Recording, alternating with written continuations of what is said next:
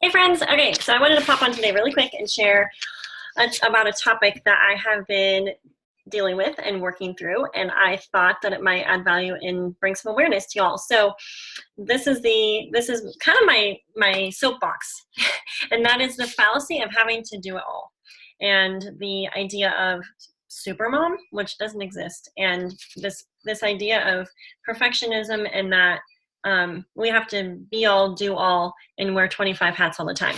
So I'm just going to share a little bit of my brain space on that. My name is Megan Goff. I'm a Diamond Ambassador at Plexus Worldwide, and I'm a mom of 6. I homeschool my kids, and my husband and I do work Plexus together. So I'm going to just chat about a couple of my thoughts. This is just my brain space.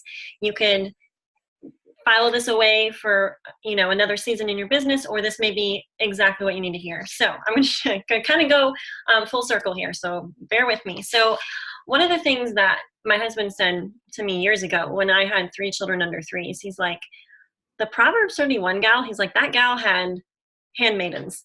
She had help.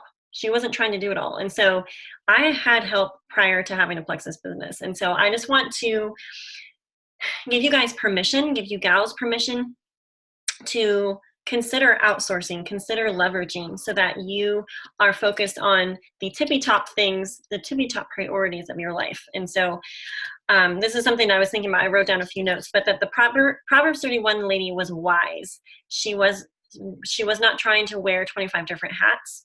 And I think that moderate multitasking is norm for women. Like, we can do multiple things. We're the jugglers, right? But I think the extreme of that is super unhealthy. And so as I've been chatting with people, usually there's one of two things in light of outsourcing, inviting some help into your life, especially if you're in the season of raising babies. Maybe husband is gone a lot, not home a lot. Maybe you don't live close to family, things like that really make life challenging, right? Just in and of itself. So 2 things. One of the things is, when I've chatted with people, it's something that they've never ever considered, never considered having someone else help them. And number 2, or they feel guilty about it, or maybe both things. They feel guilty about having help. So one of my goals is to release my life of angst and frustration and the things that hold me back from living my best life. So one of my goals is to have peace in my heart and my home, and have bandwidth and have margin. And so this has been something that I have done that's helped me achieve that goal. So, and I'm still working through this, so I'm still learning the things. So this is something to consider. If someone can do 80% as good of a job as you, then outsource it. I think I'm an Enneagram 3, and I'm also very perfectionistic. God is moving me from that, but inviting other people into my life to help me be more productive, to help me be more effective with my priorities, has been a huge blessing. And it's not as scary as you think. So if you're a control freak, you might need to let go of that a little bit. So also, this is something else to consider. People that run 6-figure businesses or multi-million-dollar businesses, they have staff. So why do we think that if we're in network marketing or any other industry or we're entrepreneurs, that we should have to do all of it by ourselves, right? So that's just like, I feel like America is sometimes behind the times in light of perspective. Household help around the world is actually the norm. I think that Americans are just now, catching up to the fact that maybe we don't have to do it all the time. When I was a young wife and mom, I felt like, I didn't feel like, my life did revolve around my work, Justin, keeping the house super clean, like immaculately clean, and super nice meals. But then as we started having more kids, your life expands, your network expands, there's ministry opportunity, there's business, there's homeschooling, plug in the scenario for you, right? I've realized that simplifying my life and letting go of my own expectations has been super helpful in helping me feel balanced and at peace. So a couple of practical things. We love to eat whole foods. We grow a lot of our own foods, but simplify meals. God forbid that we actually buy some prepared ones. I do, just for practical reasons. I do a lot of boxed pre-washed lettuce. I do big bags from Walmart of frozen veggies. I'm gardening on a way smaller scale. We live close to the Amish, so I can buy big, amounts of good produce for cheap. Like I can't even probably produce myself for that, those prices. So just things to think through. A couple of things to think about is think through your day and a few things. Number one, what can anyone do? And number two, what are you avoiding or procrastinating on? Number three, what do you love to do? And number four, what are your top priorities? So let those questions kind of guide, as you get some things on paper and like what would outsourcing look like for you? What could be given, what task could be given to someone else? So I wrote down, a couple of things to think about how to go about asking for hiring help. A couple of things is you have to be willing to ask for it. Okay, so think through your life. Do you have a mother-in-law, a sister-in-law, grandmas, people like that, people in your church that may be looking for ministry opportunities, homeschool families that have, girls that are age 10 to 14, mothers helpers. Those girls are awesome because they still like to play toys and things like that. And inviting those type of people in your home can just free you up in huge ways. So sometimes it's a matter of asking someone if they would be interested in that. I pray people in. I think in certain seasons of my business, I have recognized that I need someone for that specific task. And I start praying and I start seeking, and the answer always is there. So I feel like there's seasonal shifts. So, sometimes big shifts in the year, like the beginning of the new year, when school starts, maybe when summer begins, you start to evaluate, okay, how can I be more efficient? What do I need? What do I need? What do the kids need? What does my business need during this season specifically? What can only I do? And what are the truly like top income producing activities for me? And what can I hire out? And this is where I was kind of in the space of feeling like I was bogged down by the minutia, so that I wasn't efficient with the things that are truly most income producing for me. So anyways, let that kind of mull around in your brain a little bit as you kind of process through what would be helpful for you. The other thing I think that is helpful is that Jessica Huffley encouraged me to figure out how much money I'm making per hour. So if you're a senior gold and you work maybe 6 hours a week, figure out how much you get paid on a monthly basis, and then figure out how much your hourly rate is, and then figure out, could I pay someone $10 an hour or $15 an hour to come and play with my kids a couple days a week, for an afternoon chunk, or, take them to the park in the morning for an hour. I mean, even if you have an hour, you can get twice as much done in half the time and feel on top of your world because you got work stuff done. You just got it done, right? So a couple of thoughts that I have for hiring help. So I have people that volunteer for me, and then I also have people that are hired, people that I hire. So I always have a trial period. That way neither party is locked into something. I typically pay $10 to $15 an hour, depending on their skill set and what exactly they're doing for me. Nanny work is usually $20 to $25 an hour. So anyways, that's it's probably regional also what you pay people, but I definitely would encourage you to figure out how much you get paid per hour and then leverage that, okay? And I always view it as an investment. Like I am buying time back so that I can invest my time into stuff that will produce long-term residual income for me when I'm concentrated on those tasks consistently. Okay, a couple thoughts. Pre-Plexus, I had help 2 to 4 times a month. I had someone come in and completely clean my house top to bottom. I would walk in from playing with my kids at the park. I was, doing the mom thing, and someone else left my house completely pristine. All of my toilets. I did not give brain space and stress to the fact that my toilets were disgusting. My husband's like, let's get some help. It's not that big of a deal, and it was a very, very good investment of our money and the way we're spending our time. So a couple of thoughts here is that we're building our home team. Okay, so a couple of people that we use are our kids, number one. So they have tasks that they have to do because they're part of our family, but they also have jobs that they get paid for because I would rather pay them than someone else. So for example, our 13-year-old son, he's in charge of our vehicles, okay? There's other tasks that we assign our kids to that I would rather pay them to do it than someone else. So whatever those things are for you, it's a way to help them learn to manage money. Like, so there's so many benefits there. For me, I have a gal here that I hired in December. Okay. She's my household fairy from 8:30 to 1:30 every day. This is especially pertinent the months, the months of the year that I'm homeschooling. She has been with us this summer because I don't want to lose her, and she's awesome.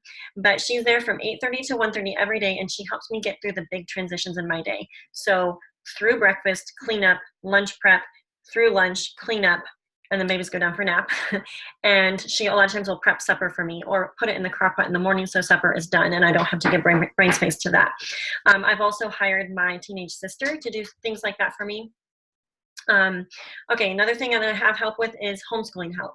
So this may not be applicable to you, but the past few years, I have redded myself with the fact that I feel like I have to do it all myself. I have a couple different groups of kids because some of them are super close together. Some of them are little. Hey, I'm making a video. Can you pop out for a few minutes? After you are done on your call, can we go to the pool? Sure. Go shut the door real quick. So the past few years, I've hired help 5 days a week. I also have a sweet friend called Miss Vicky, and she volunteers for us. It's just her joy infusion. It was totally a God thing, but coming here to our house fills a need for her, and it also fills a need for me. And so it's, in my opinion, the body of Christ working like it should. So I also hire music teachers. I do have that skill set, but I hire it out because we get more done and my kids are accountable to someone else. So I also have hired practice teachers too, because it's more efficient for me to pay my sister $5 or $10 for half an hour to practice with my kids than than for me to always sit with them. There's also that little competition thing where they'll sometimes work harder for another teacher. So anyways, that's that. The third thing that I have done recently is hired an office assistant, and I'm not going to give a whole comprehensive run through of what she does, but she's starting to do emails for me, managing certain parts of social media, scheduling Zooms, making graphics, posting in groups, pre-scheduling posts in like 3-day blitzes and things like that. She does all incentives. She's going to be helping me with organizing events, catering meals for those things, team retreat, gifts. She's also going to be tracking points for me, so I can kind of have a bird's eye view on where things are at with that. Scheduling coaching calls via Sign Up Genius. So she's just helping me. She's helping me relieve brain space so that I can focus on the tippy top things in my business. So also I was on a call with a top diamond who outsources 10% of her income. So let that sink in. Okay, you may be a gold ambassador thinking, oh, I'm not going to be able to outsource or leverage until I'm diamond because I can't afford that. But I would just challenge you to consider, what can you afford? Could you afford paying someone to come into your house twice a month or once a week? $30, $60? I don't know what it would cost for you, but to help you be more productive, right? And that will look different depending on what you want, what you need, where you're at in your business. But consider, what if you outsource 10% of your income? Would it help you grow bigger? Would it keep you from putting the lid on your business and playing small? I have such high expectations that over time, because when you start to outsource, you may not see immediate results, but as you give it, a 90-day, 6-month, let's look at retention. Let's look at growth. Let's look at what this is freeing me up to do. Also, just to create more peace and presence in your home. That's important. At least it's important to me. Also, these things are write-offs, and there's so many ways to just make it part of your business expenses. Okay, another thing to consider really quick is, what will you do with the hours that you get back? This question was posed to me, and I thought it was really, really good. What will this type of freedom create for you? And so I wrote down a few things, 7 things actually, for me, just to help myself have clarity on why I am outsourcing and the purpose behind that. So number 1, it's going to help me just continue to have more peace in my heart and my home, because my goal is to rid myself of frustration and the word overwhelm.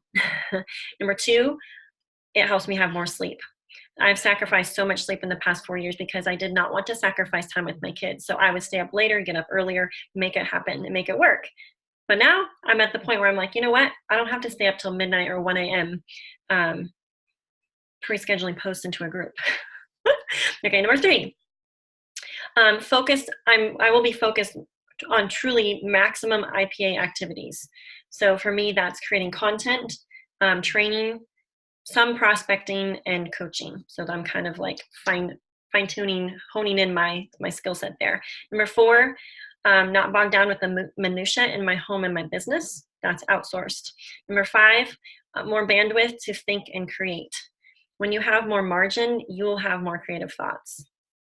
I can delegate the thing and then ditch it instead of thinking, oh my word, incentives, oh my word, I got to figure out. It takes me 5 days of thinking to get through all of that. And now I'm just like, you know what? It's gonna help me be more efficient. Number 6, I'm gonna be focusing on what I'm good at and my strengths, not wasting time on technical stuff that I can outsource to anyone.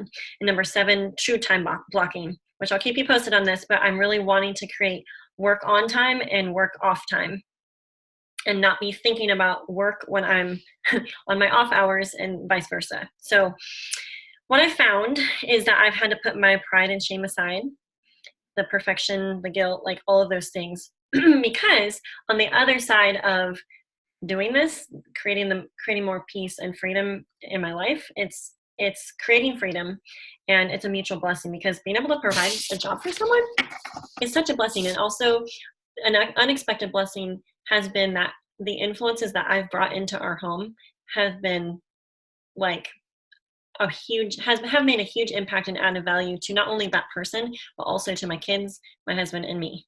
So something to think about.